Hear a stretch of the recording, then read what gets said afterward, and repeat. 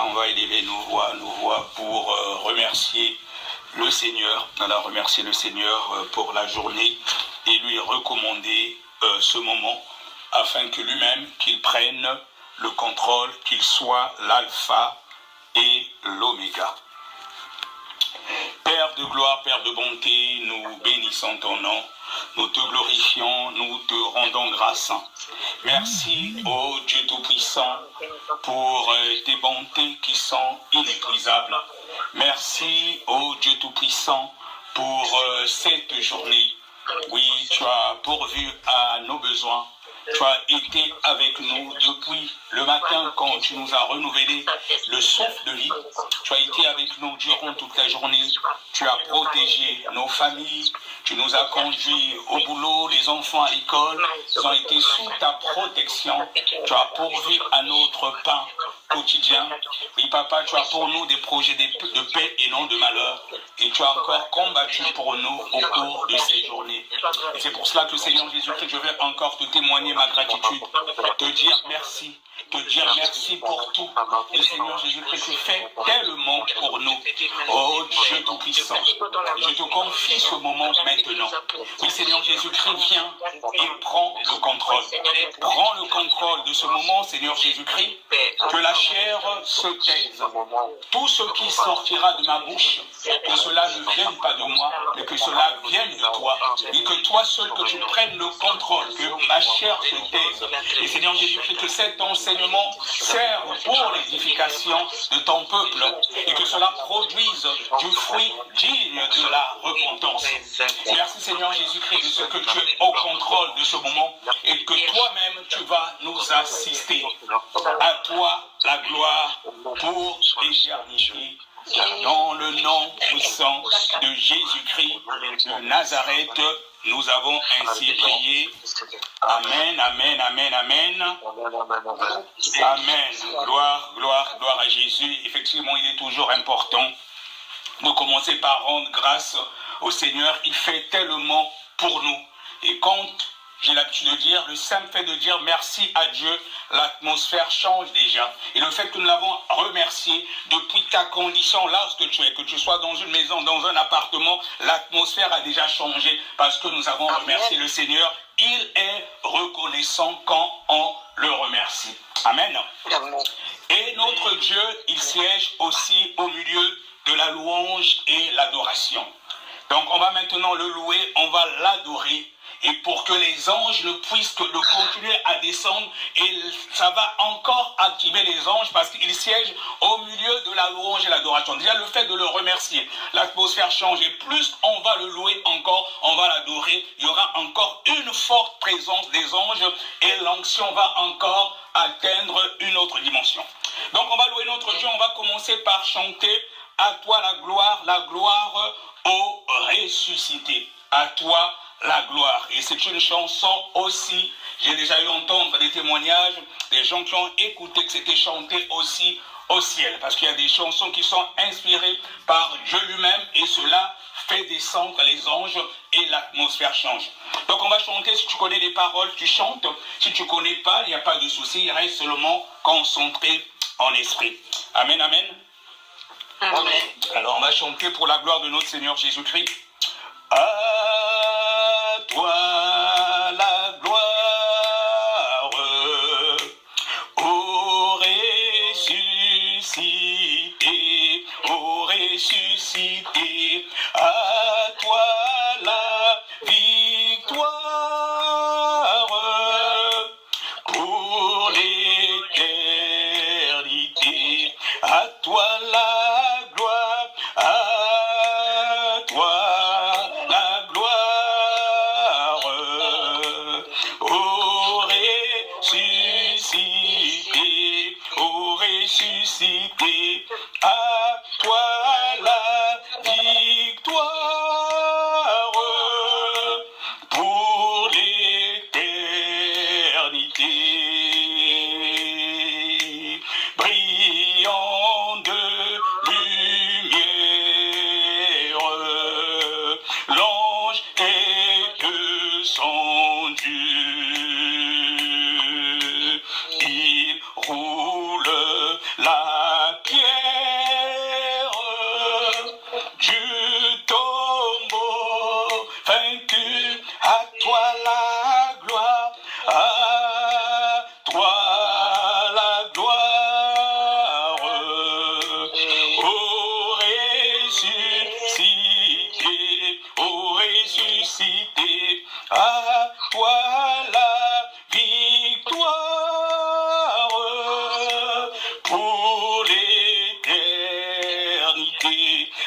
toi la gloire, à toi la gloire, ô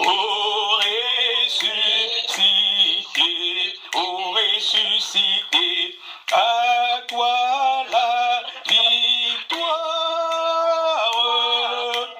pour l'éternité. Vois le paraître, c'est lui, c'est Jésus, ton sauveur, ton maître. Oh, ne doute plus, sois dans l'allégresse, peuple du Seigneur, et redis sans cesse que Christ est vainqueur. À toi la gloire, à toi la gloire, ô ressuscité, à toi la victoire, pour l'éternité. À toi la gloire, à toi la gloire,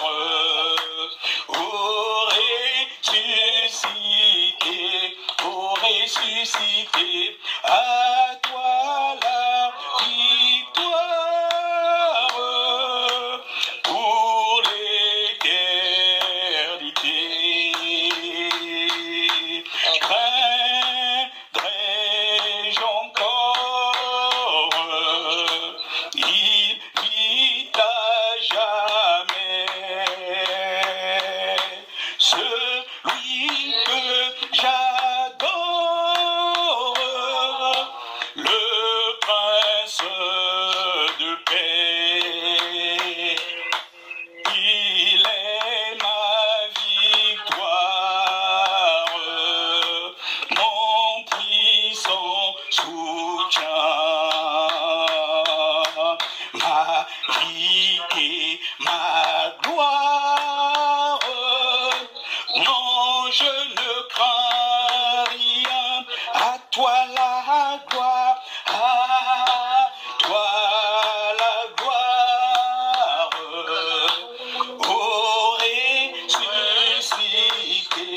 ô ressuscité, à toi la victoire, pour l'éternité. Toi la gloire, à toi la gloire,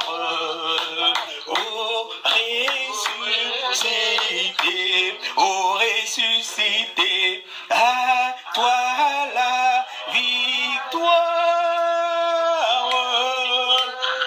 pour l'éternité.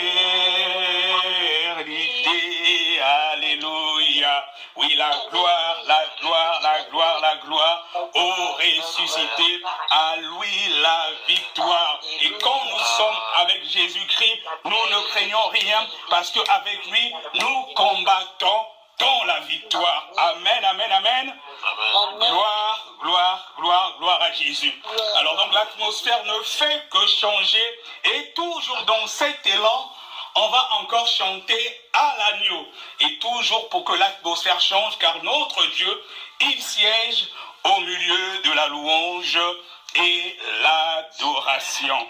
Alléluia, gloire, gloire, gloire à Jésus. Pareil, si tu connais les paroles, tu chantes. Si tu ne connais pas, mais reste concentré en esprit. Quelque chose est en train de se passer.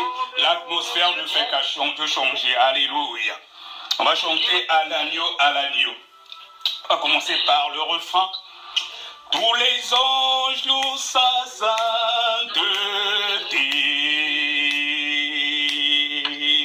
L'univers crie sa majesté. Chantons gloire et puissance, force et louange à l'agneau immolé, à l'agneau immolé.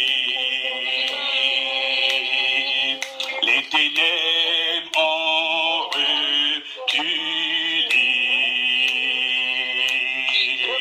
devant l'œuvre de la croix, devant l'agneau immolé, le sang versé pour moi. Tous les anges louent sa sainteté, l'univers crie sa majesté. Chantons gloire et puissance, force et louange à l'agneau immolé, à l'agneau immolé, de la vie qu'il a donnée à la vie qui brûle en moi. Tant d'amour et à jamais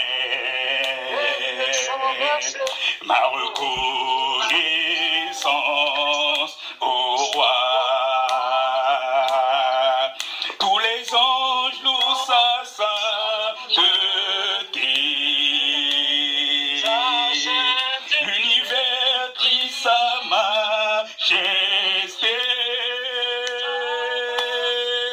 Chantons gloire et puissance, force et louange à l'agneau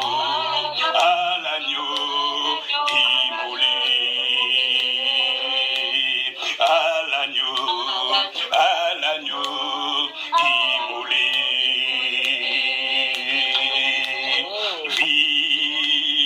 Vivant, puissant,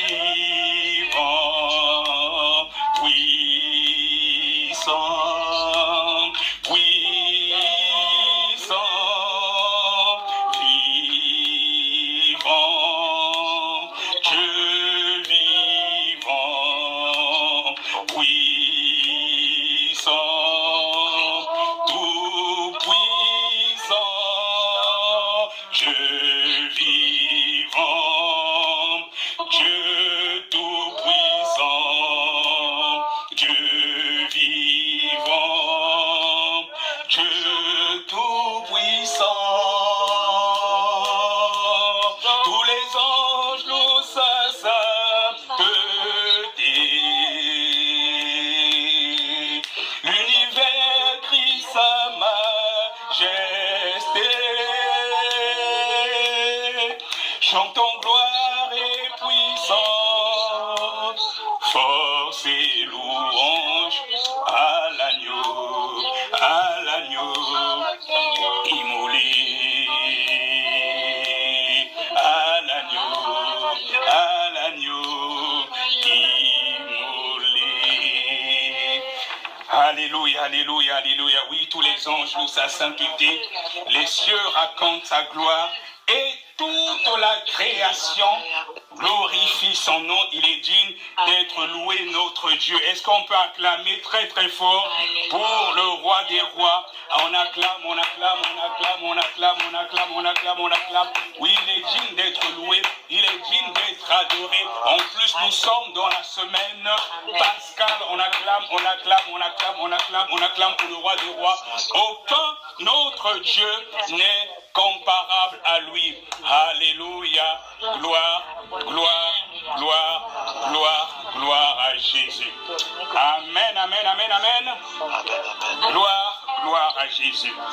Alors, bien-aimés, nous sommes dans la semaine pascale. Voilà.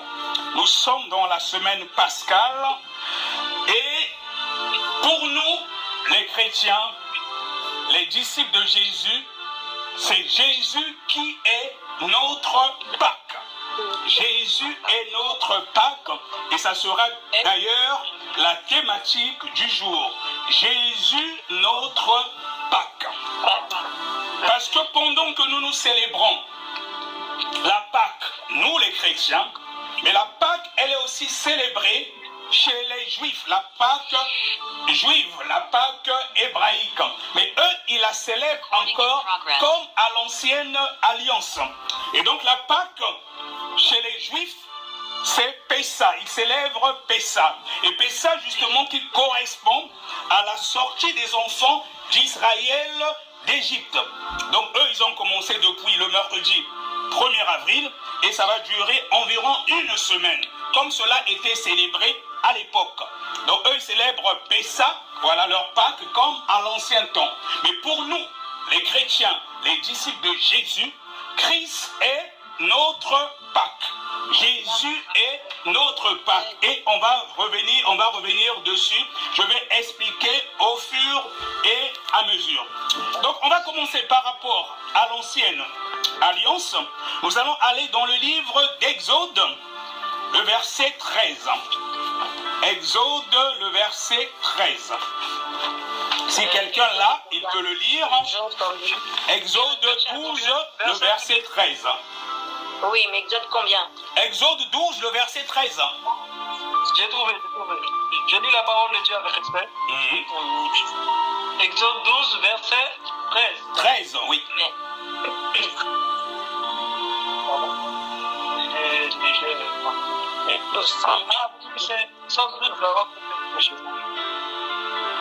Exode 12, le verset 13. Ah oui, c'est bon. C'est bon, d'accord. Exode, lis la parole de Dieu avec respect. Le sang vous servira de signe sur la maison où vous serez. Et je verrai le sang et je passerai par-dessus vous. Et il n'y aura point de plaie qui vous détruira quand je frapperai le pays d'Égypte. Amen, amen. Gloire à Jésus. Et donc là, nous sommes dans l'ancienne alliance. Et là, on parle déjà du sang. Parce que cette semaine aussi, le sang de notre Seigneur Jésus-Christ va couler par rapport à l'histoire de la Pâque. Et là, nous sommes dans le livre d'Exode 12, le verset 13, comme vient de lire le frère, il dit que le sang vous servira de signe sur les maisons où vous serez. Je verrai le sang et je passerai par-dessus vous. Et il n'y aura point de plaie qui vous détruise quand je frapperai le pays d'Égypte. Et donc, comme je disais d'entrée de jeu, là, on parle déjà du sang qui sert de signe. Bien aimé, en général, quand le sang sert de signe sur ta maison, les méchants, les sorciers ne peuvent t'atteindre.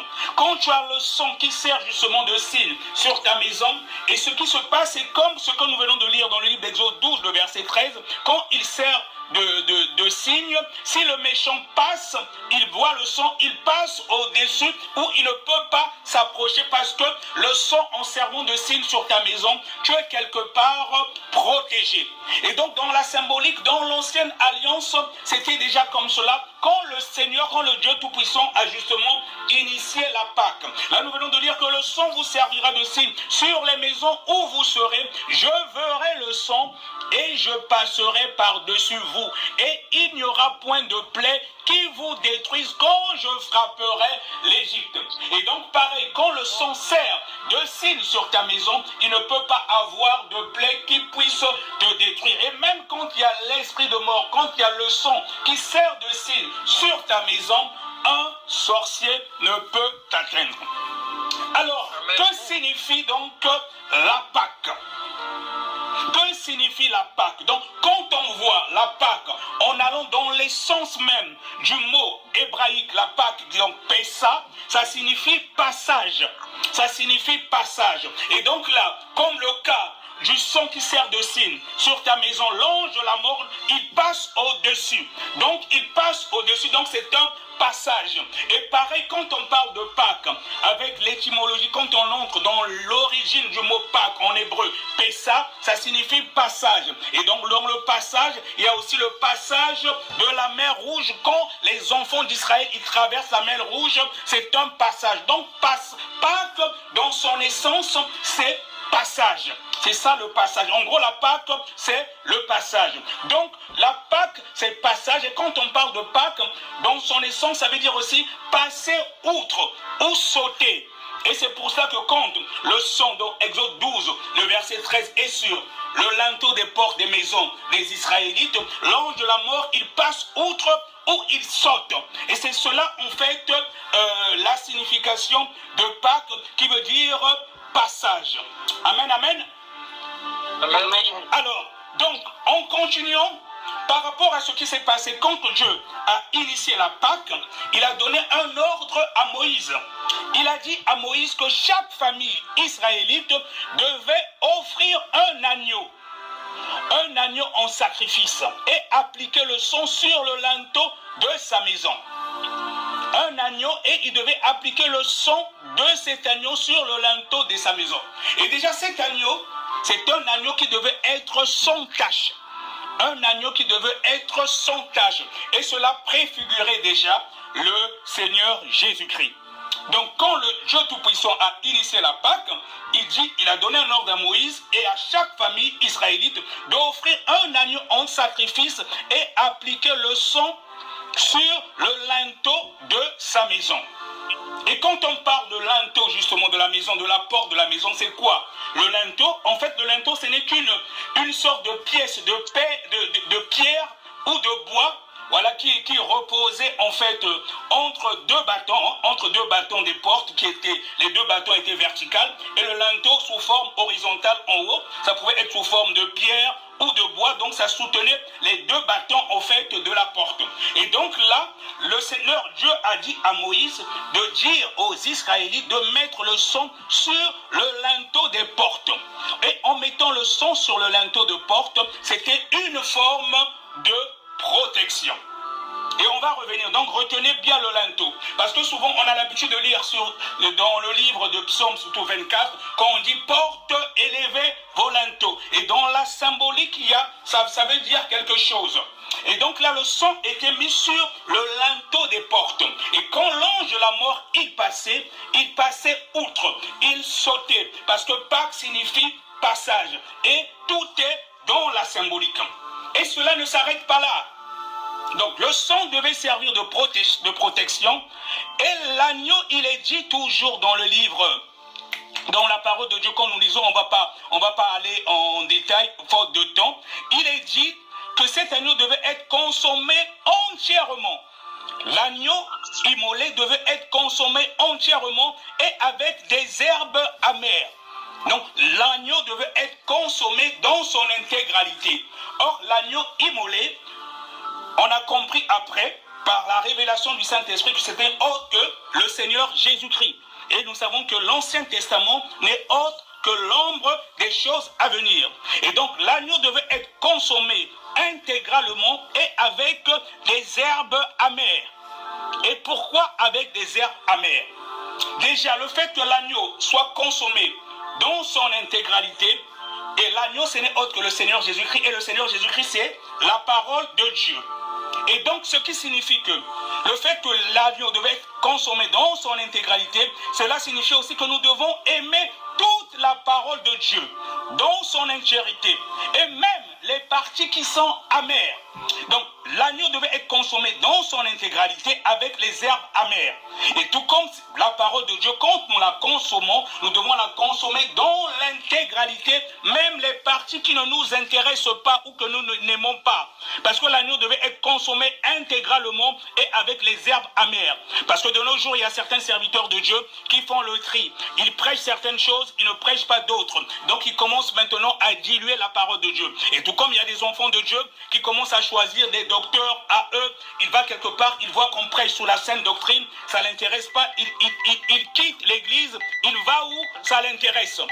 l'agneau devait être consommé dans son intégralité. Dans son intégralité et avec les herbes amères. Est-ce que vous m'écoutez? Oui, parce que tout à l'heure, j'ai vu que mon téléphone a essayé de sonner. Je me suis dit, j'espère que ça n'a pas coupé. Donc, il devait être consommé dans son intégralité et avec les herbes amères. Et donc, ça veut dire, quand nous lisons la parole de Dieu, quand nous la méditons, même s'il y a des choses qui ne nous intéressent pas, si Dieu a dit que c'est comme ceci, nous devons consommer la parole dans son intégralité, même les passages qui ne nous intéressent pas. Amen. Parce que l'Ancien Testament n'est autre que l'ombre des choses à venir. Donc là, nous avons vu dans l'Ancienne Alliance comment ce que Dieu avait initié la Pâque. Donc, et comment ce que les Israélites devaient se comporter pendant la Pâque. Comment est-ce qu'ils devaient consommer cet agneau avec les pains sans levain. On reviendra encore sur tout cela.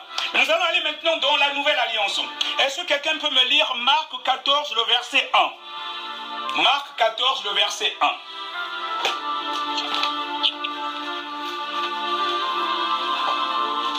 Marc 14, le verset 1. Je lis la parole de Dieu au nom de Jésus. Amen. La fête de Pâques et des pains sans levain devait avoir lieu 2 jours après.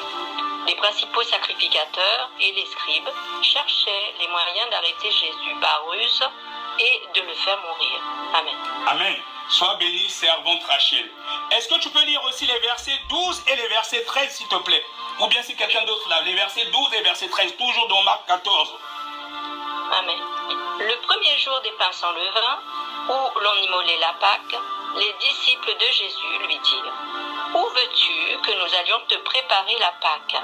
Et il envoya 2 de ses disciples et leur dit: Allez à la ville. Vous rencontrerez un homme portant une cruche d'eau, suivez-le. Quelque part. C'est bon, suivez-le. Amen. Amen. Gloire à Jésus. Alors donc là, ce sont les disciples. Là, on parle des disciples de Jésus et on parle aussi de Jésus lui-même. Donc, qui célébrait la Pâque? Mais là, il célébrait la Pâque à la façon dont cela avait été montré aux Israélites. Il célébrait avec le pain sans levain. Et là, il y avait un agneau pareil, un agneau immolé sans tache. Et à cette époque-là, ça durait 1 semaine. Comme font aujourd'hui les Juifs. Parce que les Juifs, ils célèbrent encore la Pâque comme c'était fait au temps des Israélites. Et donc là, nous venons de lire dans Marc 14, le verset 1, la fête de Pâques et des pains sans levain. La fête de Pâques et des pains sans levain. Et la Pâque se célébrait, et jusqu'à présent, ça se célèbre du côté dans le judaïsme avec le pain sans levain. Et c'est pour cela, comme nous sommes sur le fondement aussi des apôtres, on a vu que là, le Seigneur Jésus-Christ avait célébré aussi la Pâque avant sa crucifixion avec les disciples. Il célébrait pareil la Pâque avec le pain sans levain. Donc, quand on peut, l'idéal, c'est quand nous célébrons la Pâque et surtout quand nous prenons la scène, l'idéal serait de le faire avec le pain sans levain, si on peut. Mais si on n'a pas, souvent dans beaucoup d'églises, on essaie de s'adapter. Mais en principe, il faut le célébrer avec le pain sans levain. Donc là, nous venons de lire déjà que dans l'Ancienne Alliance, quand le Seigneur, il a initié la Pâque, les Hébreux célébraient la Pâque. Et dans la Nouvelle Alliance, la Pâque était toujours célébrée de la même façon. Et là, le Seigneur Jésus-Christ, avec ses disciples, s'apprêtait à célébrer la Pâque.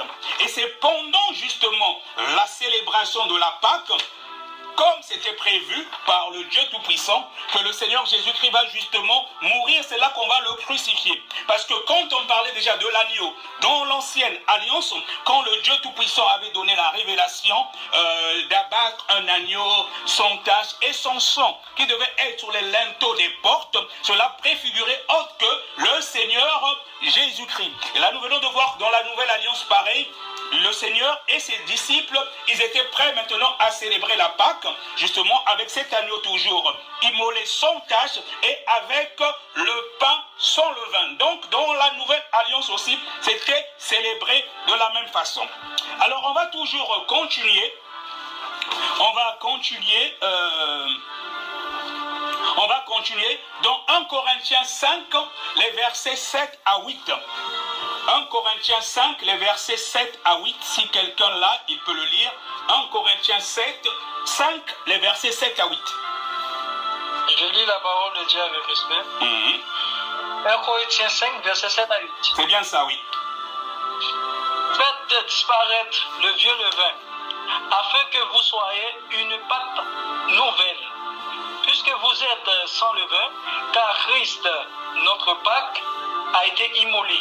Célébrons donc la fête, non avec du vieux levain, non avec un levain de malice, mais et de méchanceté, mais avec le pain sans levain de la pureté et de la vérité. Amen. Sois béni, mon frère. Et là, c'est l'apôtre Paul qui parle. Voilà, là nous sommes dans l'épître des Corinthiens. Donc on voit que les disciples de Jésus aussi, ils célébraient la Pâque. Mais là maintenant, la différence c'est que l'apôtre Paul, il leur dit, faites disparaître le vieux levain, afin que vous soyez une pâte nouvelle, puisque vous êtes sans levain. Car Christ, notre Pâque, donc là il est en train de leur enseigner maintenant que Christ est notre Pâque. Car Christ, notre Pâque, a été immolé. Célébrons donc la fête non avec du vieux levain, non avec un levain de malice et de méchanceté, mais avec les pains sans levain de la pureté et de la vérité. Je ne sais pas si quelqu'un est en train de comprendre. Et là, en fait, l'apôtre Paul, comme c'est quelqu'un que Dieu a donné beaucoup de révélations, et même parmi les apôtres, c'est même celui qui a beaucoup écrit, et c'est chez qui le Seigneur a donné beaucoup de révélations. Là, il les fait comprendre que c'est Christ qui est notre Pâque. Donc, on n'est plus, nous, en tant que disciples de Jésus, dans la condition où quand le Seigneur, le Dieu Tout-Puissant, a montré aux enfants d'Israël comment il fallait célébrer la Pâque. Là, l'apôtre Paul avait déjà la révélation que Christ est notre Pâque. Oui, parce que Christ est notre Pâque. Et là, il leur dit, faites disparaître le vieux levain, afin que vous soyez une pâte nouvelle. En fait, c'est ça le plus important. La nouvelle naissance. Puisque vous êtes sans levain. Car Christ, notre Pâque, a été immolé. Célébrons donc la fête non avec du vieux levain, non avec un levain de malice et de méchanceté, mais avec des pains sans levain de la pureté et de la vérité. Est-ce que quelqu'un est en train de comprendre? Parce que notre corps est en même temps le temple du Saint-Esprit. Et Christ est notre Pâque. Nous ne devons pas célébrer la Pâque avec du vieux levain. Nous ne devons pas célébrer la Pâque avec le vieux levain. Là, l'apôtre nous dit de faire disparaître le vieux levain afin que nous soyons une Pâque nouvelle.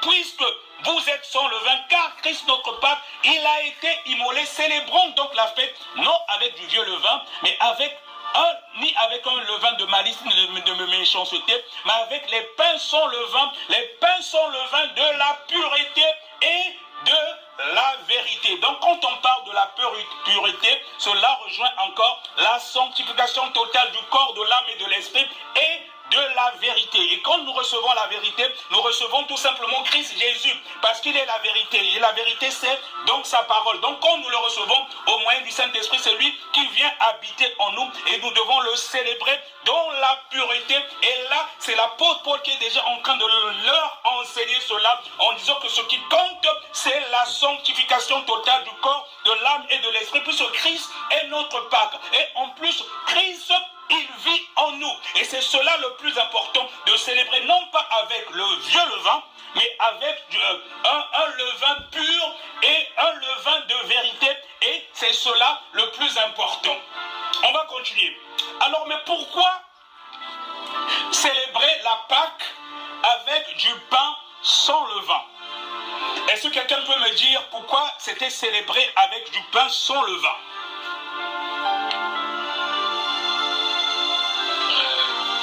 Déjà, c'est quoi le pain sans levain? Le pain sans levure. Amen, amen. Maintenant, pourquoi ils célébraient la Pâque avec du pain sans levain? Et jusqu'à présent, dans certaines églises, et même nous, quand on célèbre la scène, on utilise le pain sans levain. Peut-être que le levain représente quelque chose de mauvais. Pardon? Ça ça déforme peut-être le pain en soi, donc dans le parallèle par rapport à nous vis-à-vis de Christ, en fait, c'est une manière de manger quelque chose qui se rapproche du pur, qui est bon, quoi. Amen. Bon, en général, quand on parle de levain dans la Bible, surtout le Nouveau Testament, cela a un rapport avec le péché. Mais il y a la signification encore qui est plus profonde. On va aller dans Deutéronome 16, les versets 2 et 3. Deutéronome 16, les versets 2 et 3. Deutéronome 16, les versets 2 et 3. 16. 16, oui. Les versets 2 et 3. Je lis la parole de Dieu au nom de Jésus. Tu sacrifieras la Pâque à l'Éternel ton Dieu, tes victimes de menu et de gros bétail, dans le lieu que l'Éternel choisira pour y faire résider son nom.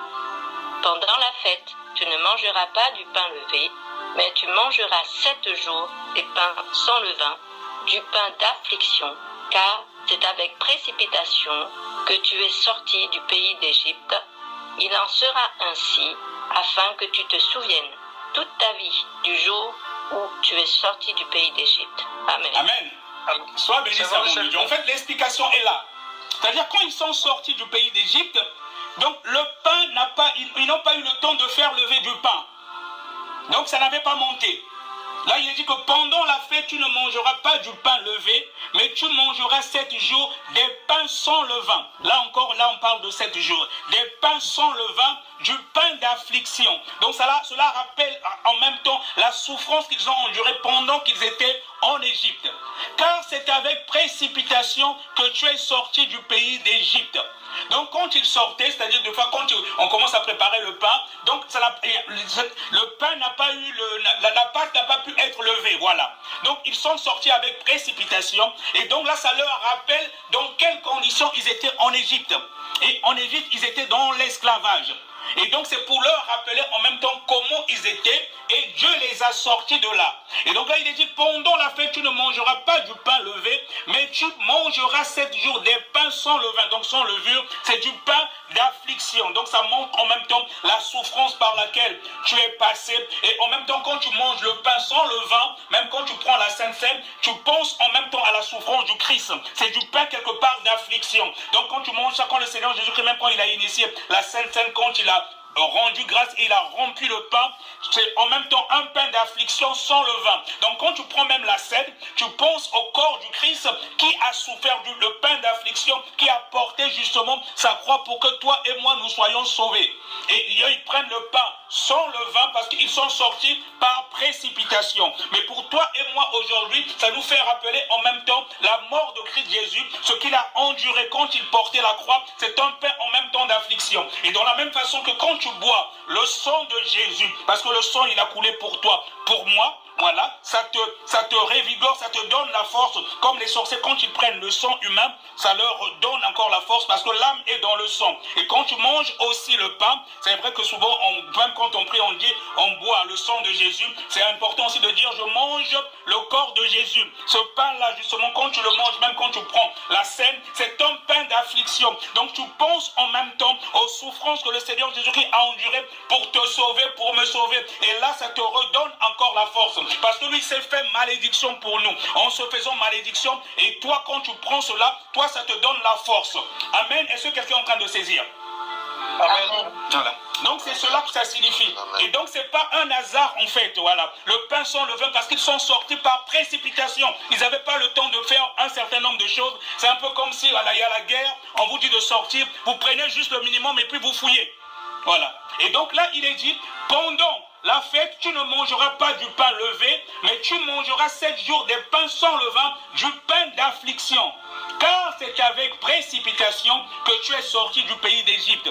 Et il en sera ainsi, afin que tu te souviennes toute ta vie, il est bien dit, toute ta vie, du jour où tu es sorti du pays d'Égypte. Et nous, en même temps, nous devons le faire en tant que chrétiens durant toute notre vie, parce que le Seigneur Jésus-Christ a dit de faire cela en mémoire de lui jusqu'à ce qu'il vienne. Jusqu'à ce qu'il vienne. Donc, il a dit de faire cela en mémoire de lui jusqu'à ce qu'il vienne. Amen, amen. Amen. Amen. On va continuer. Donc là, nous venons de voir que dans l'ancienne alliance, la Pâque consiste à la sortie des enfants d'Israël d'Égypte.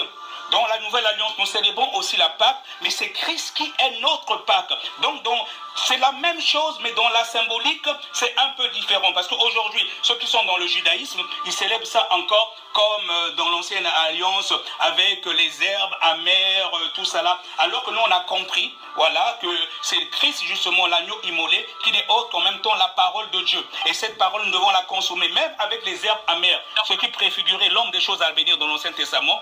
Consommer l'agneau immolé, consommer dans son entièreté la parole de Dieu. Nous devons consommer toute la parole de Dieu avec des herbes amères. Donc, même si des choses qui ne nous intéressent pas, on n'est pas là pour choisir, mais on doit consommer toute la parole de Dieu parce que le Christ veut que cela soit ainsi. Et c'est cela la révélation.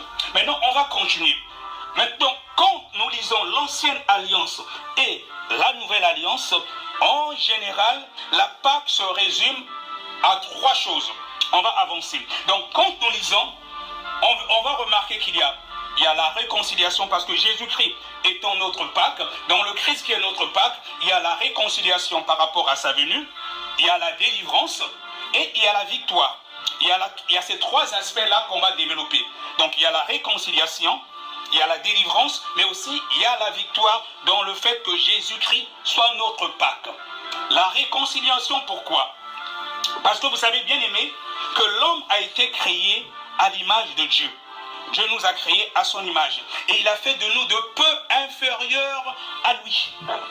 Mais, à cause du péché originel d'Adam et Ève, voilà, nous sommes devenus rebelles. Donc, on a fait quelque chose qui n'a pas glorifié Dieu. Voilà. Et le Seigneur, en principe, quand il crée, il fait sa création et tout, on était de peu inférieur à lui. Il avait d'autres projets pour nous. Mais le diable, voyons d'ailleurs, voilà, pour ceux qui ont peur du diable, qui ne comprennent pas certaines choses au niveau spirituel, vous savez bien aimé, le diable, c'est un ancien chérubin protecteur. C'est un ange déchu aujourd'hui, mais à l'époque, il était un chérubin protecteur, il n'était même pas un archange.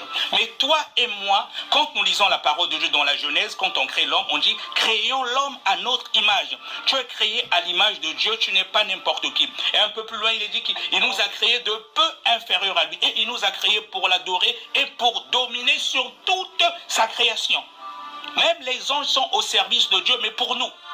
Donc, tu n'as pas à avoir peur des entités, même des anges déchus, quand tu as réellement le Seigneur Jésus-Christ en toi, parce qu'il vient habiter en toi. Donc, quand l'homme a péché, il a perdu cette partie-là où il était de peu inférieur à Dieu. Et donc, pour rattraper cela, c'est pour cela que le Dieu Tout-Puissant a envoyé son Fils unique, le Seigneur Jésus-Christ, pour nous réconcilier avec lui, pour que nous puissions revêtir la nature d'antan, c'est-à-dire que c'est comme c'était dans le plan parfait de Dieu.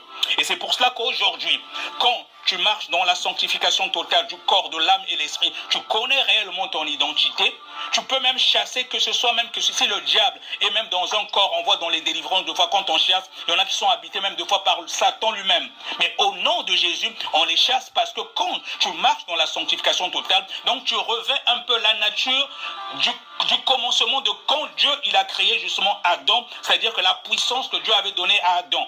Quand tu marches dans la sanctification totale, vu que ce n'est plus toi, c'est le Seigneur Jésus-Christ qui vit en toi. Donc les anges déchus, pour la plupart, voilà, c'est des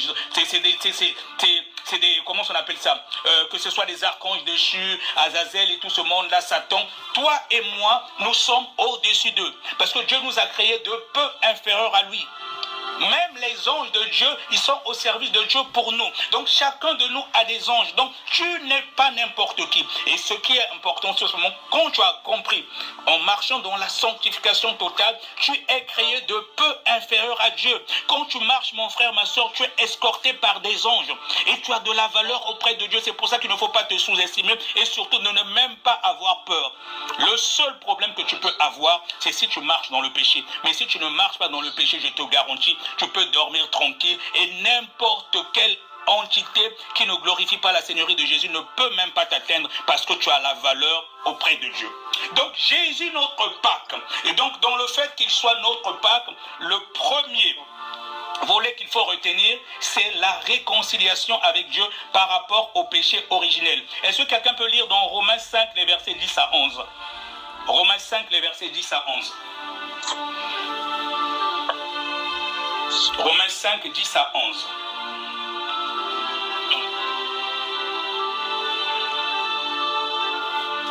Je peux lire mon frère? Oui, vas-y. Romains 5, 10 à 11. D'accord. Je lis la parole de Dieu avec respect. Car si, lorsque vous étiez ennemis, nous avons été réconciliés avec Dieu par la mort de son Fils, à plus forte raison, en étant réconciliés, serions-nous sauvés par sa vie. Et non seulement cela, mais encore, nous glorifions en Dieu par notre Seigneur Jésus-Christ, par qui maintenant nous avons obtenu la réconciliation. La parole du Seigneur. Amen. Sois béni mon frère. Donc le premier volet c'est la réconciliation avec Dieu. Et c'est ça vraiment le rôle de Christ. Parce que quand on a péché, c'est-à-dire que c'est le péché qui met une séparation entre nous et Dieu.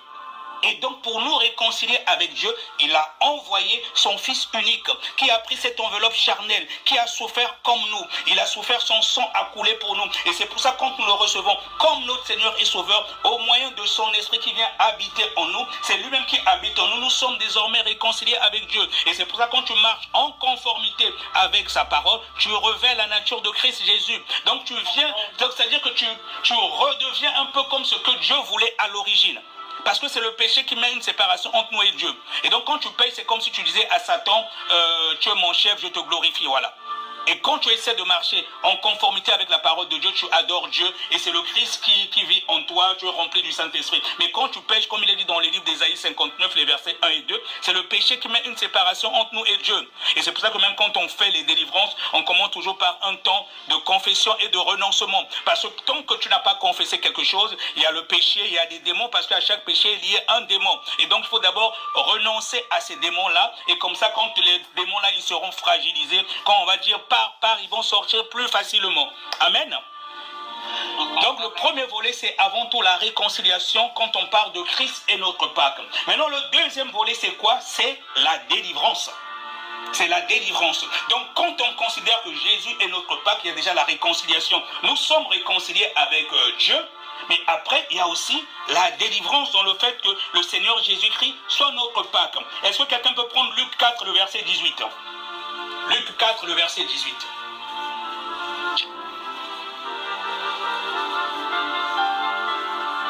Luc 4, le verset 18. Oui, je veux bien lire, apôtre. Vas-y.